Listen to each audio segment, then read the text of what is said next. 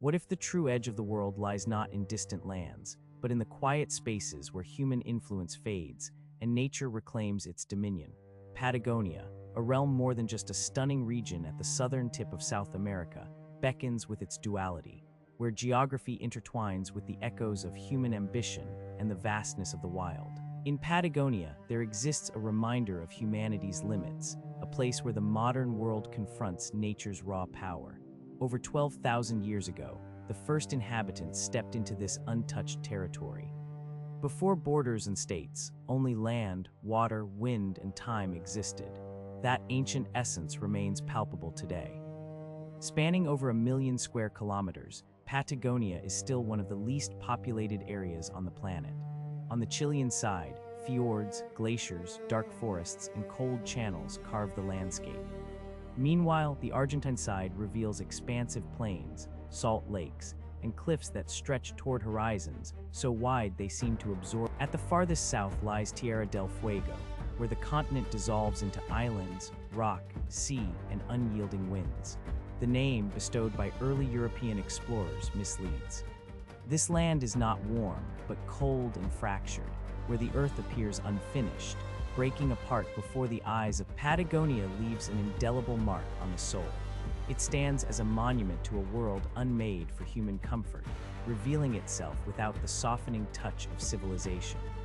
As this rugged expanse begins to overshadow humanity, the narrative shifts toward Ushuaia, known as the last city before the world ends. Today, Ushuaia is famed for its harbor and gateway to Antarctica. Yet, its deeper significance lies in what it reveals about the nature of power.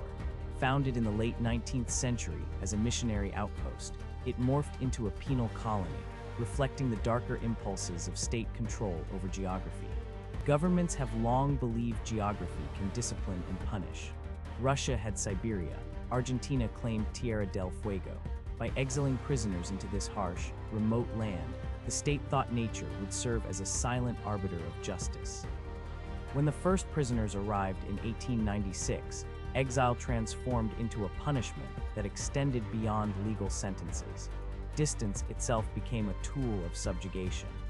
Strikingly, the collision of politics and landscape created a unique. The very men the government hoped would vanish into the wilderness built the settlement that would thrive long after them. Ushuaia, now a destination for tourists, was shaped by those who lived in a land where civilization dwindled, revealing the strength of nature over. As time passed, the prison became a museum, the harbor filled with ships and fishing boats. What was once a site of suffering evolved into a place of allure, yet the underlying tension remained.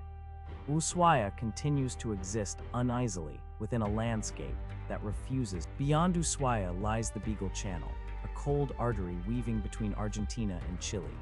Named after the HMS Beagle, which carried Charles Darwin in the 1830s, it connects the Atlantic and Pacific through a labyrinth of islands.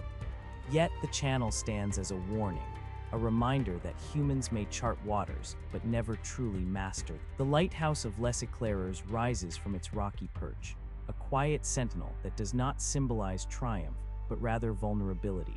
It stands as evidence of humanity's need for guidance in navigating these treacherous waters. Farther along, Martillo Island hosts Magellanic penguins each spring, a gentle reminder of the interconnectedness of life.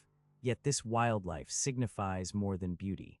It reveals the subtle changes of climate and the persistent reach of a changing planet. Beyond the island lies the perilous Drake Passage, notorious for its storms and shipwrecks, once a daunting maritime route. Sailors and merchants crossed these waters, yet safety was never guaranteed. Patagonia serves as a testament that ambition is often constrained by the but Patagonia's grandeur unfolds in multiple forms. North of Ushuaia, Laguna Esmeralda dazzles with turquoise waters against a backdrop of snow-capped mountains. The Strait of Magellan, once the southern gateway to the world, reveals the active role water plays in history, trade, and survival. As the sea demonstrates its capacity to humble human endeavor, the land inland, stone, ice, and silence, asserts a deeper authority. Near Sino Ultima Esperanza lies Puerto Natales, a port city molded by sheep ranching and migration. Serving as beyond Puerto Natales, the roads begin to unravel, distances expand, and Torres del Paine emerges, a stunning wilderness of granite and glaciers sculpted over millions of years. Here, nature's significance transcends human narratives, echoing a history older than civilization. Crossing into Argentina, the power of Patagonia becomes more pronounced near El Caliphate and the Perito Moreno Glacier. Once a simple settlement, it evolved into a gateway to Los Glaciers National Park, where Laguna Naimes nurtures an array of bird species. The glacier itself towers above, a frozen wall of unimaginable force. Its vibrant blue hue feels almost unreal, with crevasses and ancient layers testifying to the glacier's majesty. Here, the limits of human power are starkly evident, dwarfed by nature's overwhelming presence. Further north, El Chaltén lies beneath Mount Fitzroy, a peak often shrouded in clouds. Nearby, General Carrera Lake reveals the marble caves, shaped by relentless waves into corridors of blue and white, effortlessly carved by time. Along the Carretera Austral, Culet National Park showcases a hanging glacier, suspended between cliffs, with meltwater cascading into the verdant forest below. This landscape was never designed for human admiration. It exists as a testament to forces that required no human. As the journey unfolds north and east, Patagonia's visage continues to transform. Puerto Madryn unfolds along the Atlantic, welcoming southern right whales to mate and give birth. Puerto Varas reflects the traditions of German settlers, while Bariloche rises beside Nahil Huapi. The route of the Seven Lakes winds through valleys once traversed by the Mapuche.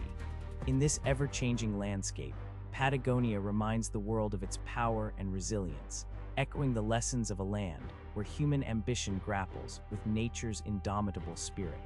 Farther on, Lannon rises like a sacred white pyramid, looming over the rugged land, while Valerica simmers as one of the region's active volcanoes. In Neuquén, Salto del Agrio slices through rock-stained vivid red, orange, and yellow by sulfur, iron, and copper. Each of these places is distinct, yet they share a common essence. Patagonia is a land that never fully surrenders. Even as towns emerge, roads weave together, and tourism injects a sense of familiarity, the region remains under the watchful gaze of something far grander than human endeavors. The modern world insists that the Earth can be measured, organized, and turned into systems of utility. Over time, people come to believe that power equates to control, and that control breeds permanence. Patagonia gently dismantles that belief. In this vast expanse, cities appear temporary, roots feel fragile.